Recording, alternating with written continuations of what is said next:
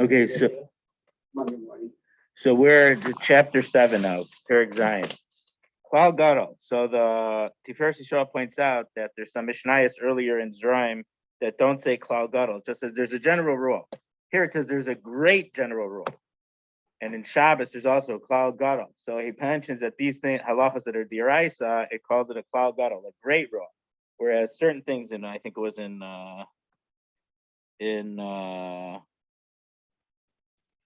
Peah and Meiser, they're not so strict. It doesn't say a great rule, it doesn't say a rule. So there's a very important rule they said about Shmitta. If it's a food, if it's a person food or an animal food, or it's one of the dyes or things that are used for coloring things, and it does not last in the ground.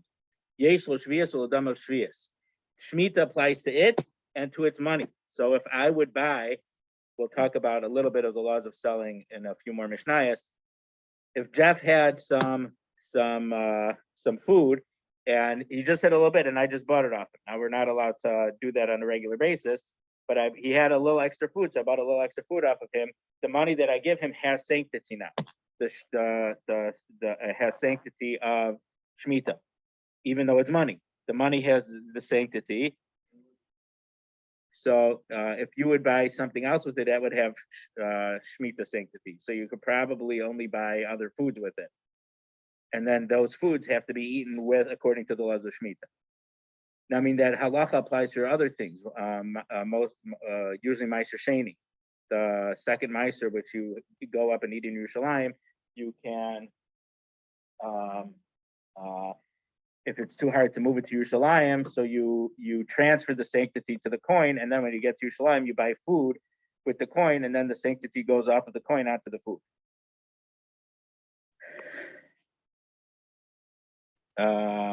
And also, yesh lo bior uldava bior. So bior, we'll learn about that in chapter 9. But at the date when that stuff is no longer in the field, you can't use it anymore. You have to destroy it from your house, and not necessarily destroy, but you have to remove it from your house. And the value also, the money, if you still money on there, you'd have to, I guess, throw the coin into the Dead Sea where it will corrode and rust. So let's have a first-person report. Any Shmita stuff you noticed from being in Israel? Did you go to the shuk or anything? So did they have signs up about dates for produce or anything?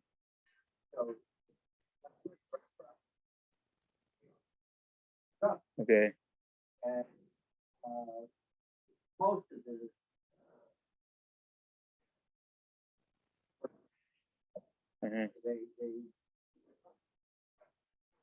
What they're based in. Right. The restaurant, something that has a full hefsher is okay. If you go to the grocery store, well, if it's a grocery store, I don't know exactly what goes on. If you go to a little the shuk or a smaller store, the makolet, they'll have a certificate on their wall. Okay.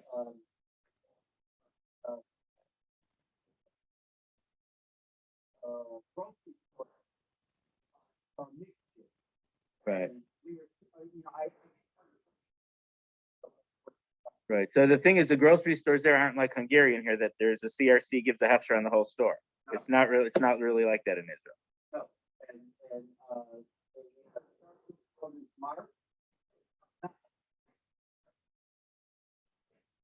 grocery store, if the stuff not marked, no problem. You know, in most cases. Okay. Like Ronnie Baby.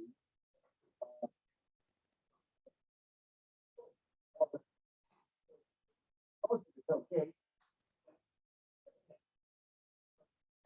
I'll go to Miami 2000 by a from guy. One black away. But it's just so.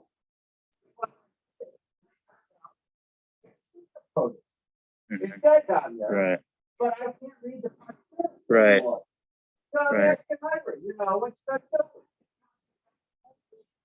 14 minutes.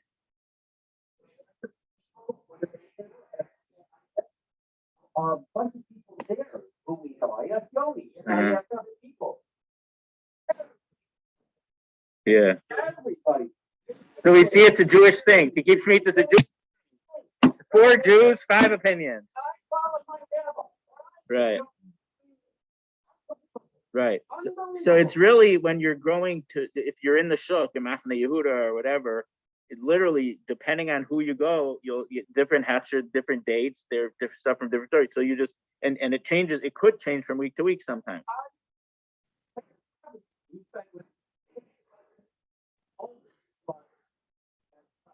Mm-hmm.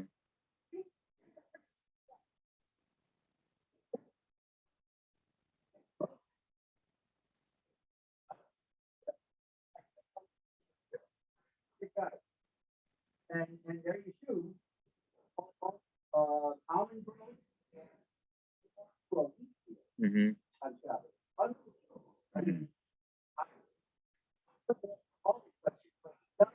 Grows his own pomelo. Mm-hmm.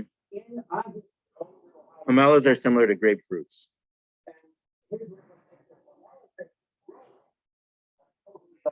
Okay. They grow by themselves. Oh, this is still from last year. Yeah. Okay. But I about how or why the wheat was growing. Uh-huh. Didn't ask him about that. All right. So when you're there, you get to see hands-on how many ways it manifests itself. It's hard to imagine here how Shemitah manifests itself. When you go to Israel, you could actually see it. So if you go to a restaurant, it has a hechsher, so whatever the hechsher is, they have, each hechsher has their policies and their thing, so you know what they hold. But if you go to the shuk, each different vendor would have a different hechsher on there. This would be regular rabbanut, this regular rabbanut mahadrin, this is this padatz, this is that padatz. And so depending on what they hold, each of those holds, they might say tet mechira, it's okay, and this one is this. Oh, but let's say the lettuce. I mean, I guess it had to be in some type of package, even though we're not supposed to sell Shmitta produce regular way of weighing it or whatever. But No, it's in a special package. Special package. Okay. Yeah. So like when Ellie was in Israel, when I was in Israel, Shmitta just started. So that esrogim were picked before. Esrogim are different.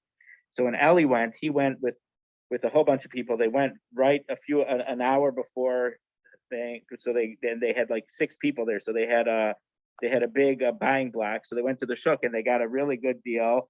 But the way that it gets sold, the esrogim gets sold there during Shmita, is they're in a sealed box. You can't see what you get, because they're all the same. I guess it's communism.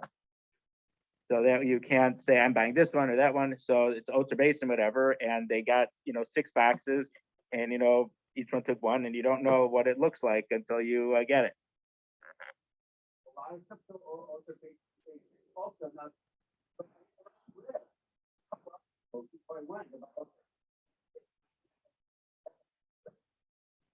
Problem is one how in each case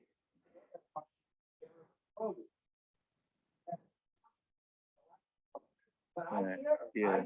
I don't want Right. and there's Arab market. That's Oh. the one in Brighton. Mm-hmm. Okay, and Yeah. Right. Did anyone say anything about the halachas of buying flowers? Like buying flowers, Travis. So my first year, I go to people's houses, I bought flowers. Second year, I think for the most part, I didn't buy flowers. So we'll see one thing. Oh, they're all imported? I got most Oh, so if they're imported, it's not a problem. I don't know. Oh, okay. Fine. So thank you for your fact-finding mission. Our shliach mitzvah here to tell us about it. Only one thing. It's super hard. Super hard.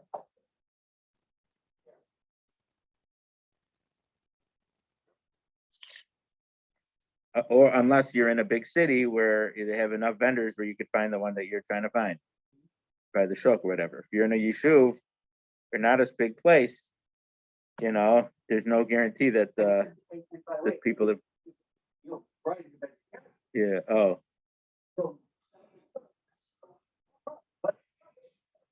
So Brian went to Israel for the time. So. Yeah, he's a vegetarian. Oh, well, this is good.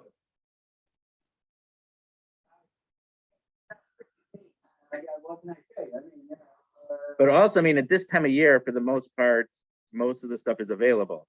It's not like the Bior time that when stuff are leave the field, you can't use it anymore. So from that perspective, I think it's early enough that it's right, it's going to get harder. right. Mhm. Okay, so thank you for that report. So if it is animal food, excuse me, people food or animal food or dye, and it does not stay in the ground, it has the sanctity of Shmitta. If you would buy or sell it, the money would get that sanctity. And when that food or dye item is no longer in the field, you have to get rid of it. The Azeh. So what are examples of this? Ale aluf hashota. So we had luf with some type of onion, but aluf hashota, which means the foolish luf. So it means it usually means it's something that looks like luf, but it's a different species. So I'm not going to go through it. We'll have a lot of pictures to look at, but you can look through here in Professor Felix. Wild ginger, aleha dandana, mint leaves, ulshin, chicory, or according to some, it's endives, which is important because that happens to be one of the species of maror. Creation leeks, the hargila, portulaca. Is that what I wrote here? Portulaca, veneta chalav. It's either an orchid or a milky blossom. So these are things that are people food. So it's obviously not the orchids that you see in the store here because that's not food, but it's some type. So maybe that's why Professor Felix said it's milky blossom and not orchid. And what are some of these food, animal food that these applies to? Thorns and thistles, and what are dyes? Sviche istis vikotza, isatis, and safflower. Yeshlam shvius l'dmeim shvius. So they have sanctity of Shmitta. If you would buy or sell small quantities of them that was permissible, the money would have the sanctity would transfer with the money. Well, I shouldn't say transfer. It might retain it, and the money might also have. We'll see about that. Yeshlam beer l'dmeim beer, and then you have to get rid of them, and then the money, which had the sanctity, you would eventually have to get rid of that when these items are no longer in the field. Base. They also said another rule. Now, according to the Tiferes Yisrael, why didn't it say gadol over here? I don't know. If it's not an animal food and it's not a person food and it's not a dye, and it does stay in the ground, so it has sanctity of Shmitta. And if you would buy or sell it, the money would get the sanctity of Shmitta. But ein lo biur, uvein lo dama biur. But when that thing is no longer in the crop, that doesn't apply because it's always in the field because it could stay underground. Azeh, what are these? Ikar halufashota, the roots of the wild ginger, the ikar hanadanya, and the root of the mint. So we're talking about the same list of things before, but these are before we were talking about the food part of them. Now we're talking about the root part of them, which stay in the ground. Now this is something of a heliotrope. Hachar bitzin, the root of the milky blossom. The habuchria. I don't remember what buchria is.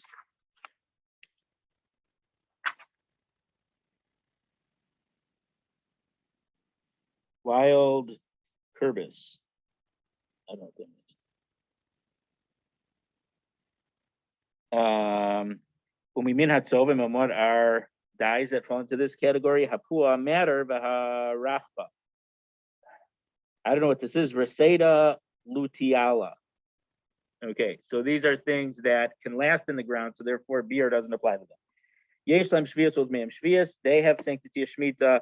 If you sell them, the money has sanctity of Shmitta. Ein lahem beer v'lo litmeim beer. But they have no time limit. You can keep them indefinitely, and the money also. Now that still has the sanctity, but you don't have to get rid of it. Rabbi Meir Omer Tamami's Barman Rosh Hashanah. Rabbi Meir says no, you have to get rid of their money by Rosh Hashanah. So Amrlo lahenen beer kavachar melidman. If you don't have to get rid of the item itself, the vegetable or whatever, the root itself, how on earth do you have to get rid of the money that has the sanctity? So they argue with Rabbi Meir, and we do not pass with Rabbi Meir. Gimel klipe riman vanetz shalo. So a peel of a pomegranate and the crown, so the thing at the top of the pomegranate. Klipe agozim v'hagalinim. walnut shells and their pits, yesh lam shvius or l'meim shvius. I don't exactly know what the pits are, but yesh lam shvius or l'meim shvius. So even though it's a shell, I mean, in the case of a nut, it's a hard shell. In the case of a pomegranate, it's a fleshy part that's not food, right? So though they have sanctity of Shmita, and if you would sell it, the money would get sanctity. Someone can die, or a professional dyer, I guess, can die for himself. Below yitzvah b'sachar, and is not allowed to dye things for money. Shein osim schar b'per shvius. This is a very important rule right here in this Mishnah. We're not allowed to sell or use per shvius as merchandise. The pasuk says you could eat it, you can't sell it. You could eat it, you can't waste it. So, did you have any Pach Shmita stories? No, but Mm-hmm. yeah. So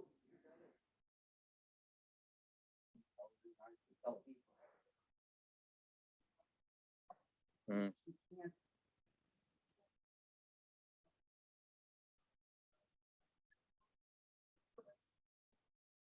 come here and then Yeah. but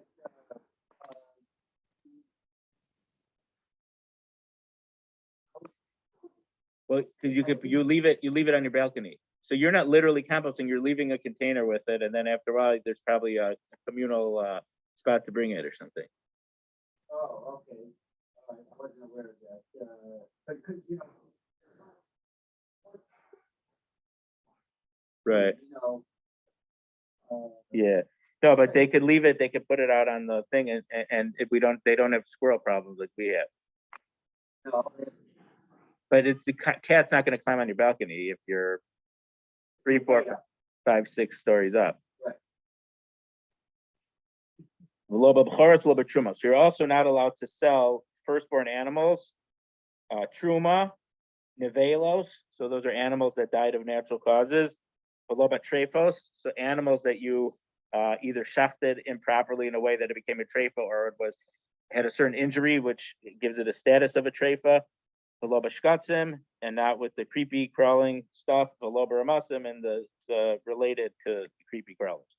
So even though, let's say, so you're not allowed to sell basar b'chalav, milk and meat, but treif you're allowed to sell, but you can't be your business. We'll see the continuation here. Well, the next few mishnayos. So if you want to go into treif meat business, you're not allowed to go into treif meat business. If occasionally something happens and in the course of your business, sometimes you get treif meat, you're allowed to sell that treif meat, but it can't be your regular business model. We'll see in the next Mishnah, I think. You can't take vegetables from the field and Shmita and then go sell them. You can gather, and then your son, takes a little bit and then he sells, because it's not you selling, but you're not picking and telling your son to go sell it. If you pick for yourself and then you had some extra stuff, and you're allowed to sell it, because you're not engaging in commerce.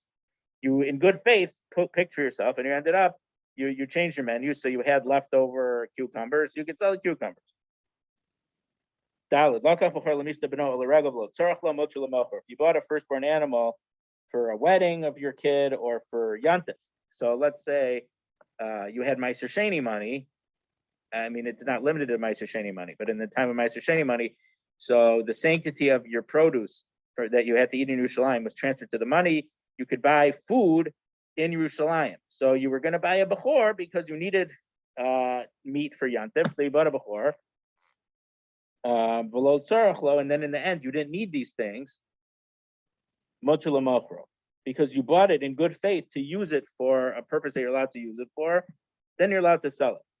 So I guess it tells you in the mercantile exchange, you're not allowed to have futures for bechor, or I guess you couldn't. I guess technically you couldn't have be buying and selling pork bellies either, or things like that, because pork bellies are for sure not kosher. Regular animals, if it's kosher animals, I don't see a problem. I didn't think of it before, but I mean, it wouldn't be a problem, because cattle, they're kosher. Some of them might be treifos, but in general, but the pork belly futures, I don't think of that. Well, if people who are really buying it because the people who are selling it and buying when it's a contract before the contract is due, right? You could say you're not dealing with that item. But if you're buying it because you want to take delivery of pork bellies, then you're buying pork bellies. So if that's your business, I mean, it's not a problem to buy pork bellies. The problem be if what are you going to do with them if you can't sell them on a regular basis? Okay, so if you were trapping wild animals, let's say deer or birds or fish, and sometimes you have not kosher animals that get caught, and that mutar malachan, you're allowed to sell it because you're not trying to get the treif animals. Rabbi Yehuda Omer, af mi shenismana lo lefi darko lokecha mocher. Rabbi Yehuda says even if it comes on a regular basis, you're allowed to take it and then sell it. As long as your main trade or your main business model isn't for these not kosher species. The Chachamim osher, but the Chachamim forbid in this situation. No, so once we talk the law of Shmitta, this is a general rule because this has nothing to do with Shmitta. Fish have nothing to do with Shmitta, but if you're a fisherman and you're catching tuna, so if you have dolphin safe tuna, so I don't know if dolphins sometimes come in and they make sure to take them out, or somehow they make sure the dolphins don't even come in. So if you're fishing for tuna and sometimes you have a dolphin, it's okay because you're not trying to get the dolphins.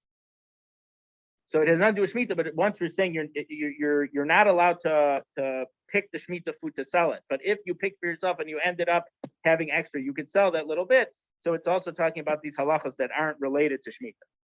But Mishnayos and Gemaras do this all the time. It mentions something and then it gives a little bit of a tangent. But this is less of a tangent than a lot of other things we see, because it's much more similar to the halacha about Shmitta. Ches, lulavei zradim. So the lulavim, so branches of the service tree. I saw this is called shoots of a sorb apple. So it could be that service tree and sorb apples could be that they're the same thing. I don't know what either of them are. But haruvim, carobs, yeshlam shvias odmeim shvias. They have sanctity of Shmitta, and if you sell them, the money would have the sanctity. Yeshlam biur l'dmeim biur. They have a deadline that you have to get rid of them from your house if by the time that they're not in the field anymore. And if the money has the sanctity, you have to get rid of the money. Lulve ha'ela v'habitna v'hatad. So these branches, we can count the word lulav, of a terebinth tree, a pistachio tree, and buckthorn. So just before we continue on the halacha, two of these trees are mentioned in Sefer Bereshis. The Ela is mentioned in Parshas Vayishlach, where Devorah Menekes Rivka was buried, and some say Rivka herself in Parshas Vayishlach. And Bitna is mentioned in Miketz, when the brothers were going to buy food the second time after the money was returned. So Yaakov said, "Bring some stuff with you to give a gift to the man, since you had your money came back." One of the mentions was butnim, which is normally translated as peanuts, but Professor Felix says that peanuts are not native to Israel, so he says it means pistachio. But in modern Hebrew, we say peanut. But it's just pointing out these first two species here are mentioned in Chumash and Sefer Bereshis.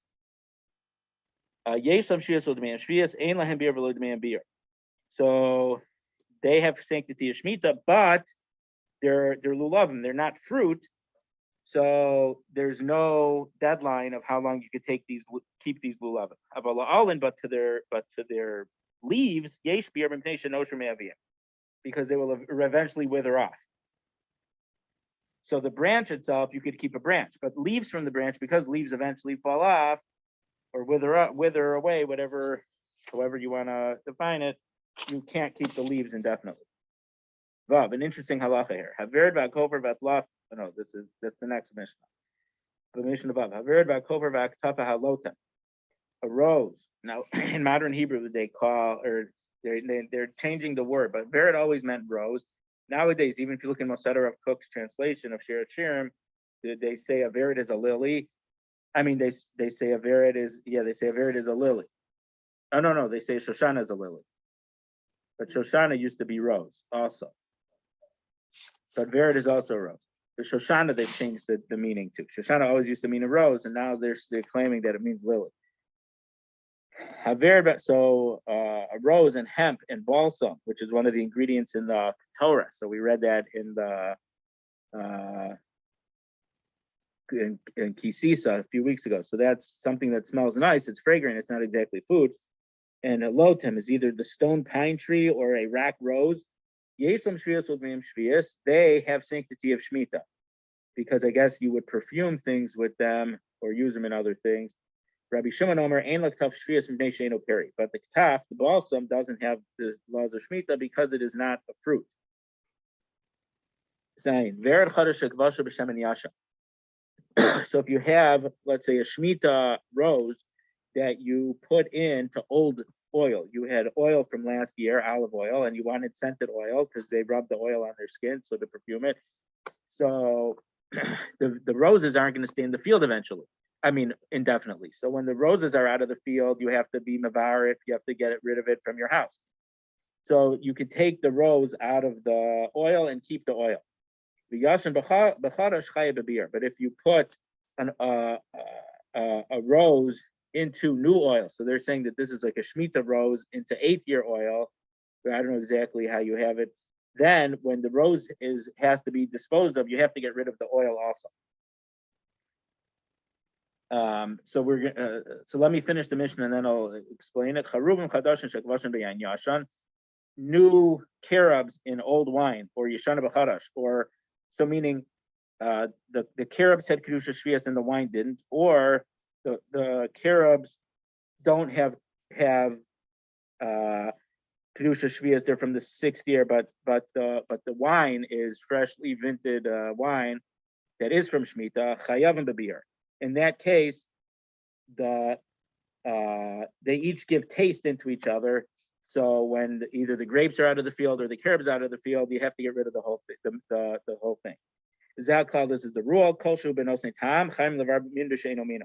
If something gives taste into the other thing, you have to get rid of it from your house when it is 2 different species that the tastes are distinguishable.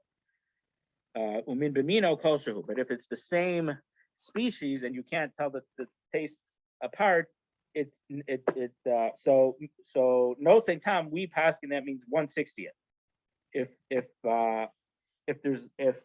let's say there's 1 ounce of talking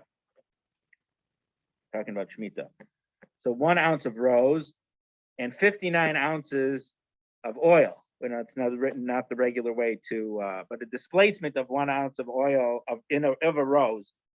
So that rose is going to give taste into the oil. If there would be 60 times the oil as the rose, then it wouldn't give taste. So that's if it's different items, so you could tell the taste apart. But let's say I mixed a little bit of old oil from the 6th year with the new oil, with the Shmitta oil. So even if there'd be only 1 part of Shmitta oil and there's 1,000 parts of not Shmitta oil, you can't distinguish which oil taste is the Shmitta oil and which one isn't. So, I mean, that's really, I should use the other case. You had Shmitta oil that you mixed with the next year's oil, with the first year's oil. So even though you can't tell which oil was the Shmitta oil, which one, since the tastes are indistinguishable, even though it's 1 in 1,000, when the old oil has to go, your whole collection of oil has to go. Shvius oseres kol shehu b'mina, because the Shmitta forbids anything if it's the same taste. So even 1 in 1,000 or less, since you can't distinguish which is from the Shmitta produce and which isn't, the whole thing has sanctity of Shmitta. And so whatever the law applies to the Shmitta part, that's what you have to do with it. But if they're 2 different species, 2 different types, so you can tell the taste apart, it depends if it gives taste. So according to Sephardim, you could have an expert cook or even non-expert cook who knows how to distinguish and say, oh, I taste the rose in there, so it's not okay. But Ashkenazim don't follow that, and we hold that you go by the volume of 1/60. So the Rambam says that, from the Parsha Mishnah here, that the difference between, when you have the carobs and the wine, they're always going to give taste to each other. But when you have old oil the old oil isn't so good at taking out the taste of the rose. So when you stick out the rose, there's not that much that has been infused in the old oil. But when you have new oil and you put the rose in, the new oil is good at taking out the taste of the fragrance of the rose. So because of that, when you put an old rose in new oil, it's that the oil is strong enough to keep the fragrance of the rose. So that's why when the roses aren't in the field anymore, you have to get rid of your scented oil. That's how the Rambam explains the difference between the old oil and the new oil as opposed to wine. In wine, in all cases, it's going to take taste from the carob. And I guess in the case of carob, you might eat the carob and it's wine flavored carob. I don't know. Boxer, as we call it. But I don't know anyone who's eaten fresh boxer. Okay, let's see how much we can do a Perek Ches. Let's get started. Klal Gadol, just a reminder, next week is Purim, so no share next week. And then the week after, we change the clock this Saturday night, so we'll figure out what we're gonna do share, because Mincha is gonna be around 7 the following week. So we'll see if we'll do. We'll see. But also, it's gonna depend on putting the kids to bed. So we'll have to figure that out. Klal Gadol Amru B'Shvius. Another important general rule they said about Shmitta. If something is uniquely people food, so in those days they'd make some type of paste as like a medicine. If you had some type of bite or scratch on a thing, you would chew some herbs together and then put it on there. Sometimes they say like a plaster. So it's called lugma because we've learned that when you drink for kiddush, you have to be a male lugma, a cheekful. So because they would chew it in order to make it into this pasty type thing, which now in 100 years ago they'd call it putting a plaster on a thing, they call it a malugma. So you're not allowed to make a malugma for a person, but and you're certainly not allowed to make a plaster like that for a behema, if your animal had a cut or something. But if something is not uniquely a human food, you can use that to make a paste for a person, but not for behema. So the problem of doing this is probably because you're not using the whatever ingredients you're chewing up for their highest and best purpose, which is being a food. Putting them as a medicine is not the highest and best use. So that's why you're not allowed to do it. But if it's something which is not a human food and it's not animal food, so what if sometimes it's eaten by people? So for example, I don't know if this is a good example, but there's something called Isa Saklavim. It's called the dog dough, but the Gemara Pesachim talks about if the shepherds decided to make it into matzah. So it's something which apparently is not usually human food, but sometimes if you decide you're going to eat it, it makes it people food. And so it might have certain implications for tuma or this or that, or in regard to certain types of truma, maybe. So if it was something that's not really people food or animal food, but but if you said, "Oh, I'm going to use this to eat," or "I'm going to use this to feed my animals," then that food will acquire the stringencies of being people food or of being animal food. But if you said, "Oh, this is good, I want to use it for fuel in my oven," it just has the status of wood. So seya, it's called savory. I don't know what that is. Azov is hyssop, and chronis is thyme. Yeah, meaning on Shmitta. So the thing is that people in Shmitta, they needed to bake the bread, right? So you have to be allowed to have some wood. Meaning, so if the tree, let's say you pick the tree now, and now the branch is there, you could cut off some of the branch because you're not trying to grow the tree. You need it for fuel. You're allowed to get wood for fuel because you're allowed to cook. You're not supposed to eat branches. I mean, it's not like you're wasting it as a food. It's not food, it's a branch. but you're allowed to use firewood on Shmita. Very important general rule here. Shmita produce, you're allowed to eat it, you're allowed to drink it, you're allowed to rub it into your skin if that's what it's for. You eat something which is usually eaten, and you could use as a rub into your skin something which is normally rubbed into your skin. But so if you decide to put apple juice into your skin, that's an unusual thing. Olive oil is obviously the example of lasuf davar shadar lasuf. You can't rub wine or vinegar, because in those days the vinegar isn't like now that we ferment vinegar, but that we make our own vinegar. That vinegar is made from distilling whatever, but there it was wine vinegar. So you're not allowed to. So using it in your skin is not the highest and best use of wine or vinegar. So you're not allowed to do that if the wine or vinegar has Shmita sanctity. You're allowed to rub oil into your skin. Same halachas for truma, which you're not allowed to waste either, or meiser sheni. Shmita is more lenient than them because you could also light it. So I think, I don't remember the exact details, but the posek Karen Biavna, he's still there. So he's a Kohen, and I think that Hanukkah time, he would make an announcement that Kohanim could get some oil, which was truma oil, to burn in your menorah. So we're not allowed to eat truma bisman hazeh because there's two problems. Maybe the Kohen really isn't a Kohen. You think he's a Kohen, but maybe he's not really a Kohen. And number two is that everyone's tameh, and you need to be completely tahor to eat truma. So, but to burn it in your menorah, and maybe perhaps because menorah we're not allowed to get hana from it. I don't know if there's more reasons why. So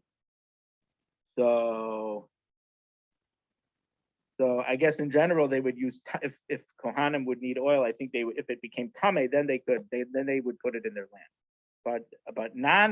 But pure oil they wouldn't be allowed to burn it in their lamp because it's not eating, and that's in regard to truma. It's not in regard to shmita. So shmita you are allowed to use oil for. It's not considered not the high. That's a double negative there. It's not considered not the highest and best purpose. Meaning, so using olive oil in your lamp is considered a valid use of shmita olive oil. Gimel in mochrin perishvias. You're not allowed to sell perishvias lobamida, not with a.